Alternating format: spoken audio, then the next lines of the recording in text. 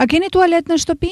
Brenda apo jashtë banesës? Kanë që këto pyetjet absurde që u diskutuan aq shumë në atë që ishte sërish i diskutueshëm censusi i shqiptarëve, i cili u zhvillua në 12 qarqet e vendit. Është absurde, por në fakt është e vërtet. Janë plot 9531 familje, të cilat nuk kanë tualet në shtëpinë e tyre. Kanë një strek ku fusin kokën, por në shtëpitë e tyre nuk kanë tualet. As brenda dhe as jashtë. Nuk dihet objekti ku studimi do të jenë të dhënat e grumbulluara për këtë grup pyetjes, por në vitin 2013 ka ende mira familje në të cilat nevojat personale i kryen ku të mundin, që së pari dëshmon qartë standardet e jetesës që lën për të dëshiruar. Qarku më problematik është Shkodra, i cili renditet e para në listën e 12 qarqeve që janë bërë pjesë e censusit.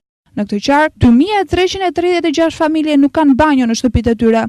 Pjesa më e madhe jetojnë në zonat rurale. Surpriza nga këto të dhëna është qarku i Tiranës, ku 1567 familje gjithashtu nuk kanë tualet në shtëpitë e tyre. Banesa të tilla i gjen jo vetëm në zonat rurale, por edhe brenda qytetit të Tiranës, në periferi. Gjirokastra është qarku që duket se i ka dhënë zgjidhje me kohë këtij problemi. Renditet e fundit në listë, pasi ka vetëm 180 familje të cilat nuk kanë tualet brenda në shtëpitë e tyre. Referuar të dhënave të censusit, janë më mira familje të cilat tualetet i kanë jashtë banesave. Ka edhe nga ato të cilat nuk kanë ujë të rrjedhshëm në këto mjedise të domosdoshme. Pyetja që të lind natyrshëm pasi hedh një sy të dhënave është edhe një tjetër. Si e bëjnë këta persona për t'u larë, për të pasur një higjenë vetjake? Këto pyetje sigurisht nuk marrin përgjigje në census, ndërkohë që burime pranë Instat pohuan se pjesa më e madhe e tyre jetojnë në minimumin jetik dhe janë shumë të varfra. Në një kohë kur flitet për Shqipërinë digjitale, për shërbime të tilla si interneti, makina apo pajisje elektronike shtëpiake, numri të cilave në familjet shqiptare është 4 ose 5 fishuar vitet e fundit, ka me qindra të tjera që nuk kanë mundësi të gëzojnë jo vetëm këto shërbime luksi, por edhe as ato elementaret. Të dhënat e censusit dëshmojnë se akoma në Shqipëri ka banesa pa televizor, pa energji elektrike, pa ngrohje, për mos folur për ujin e pishëm i cili është problem në 10 zona. Për sa i përket rrjetit të ujësjellë, si 65.9% e familjeve në rang vendi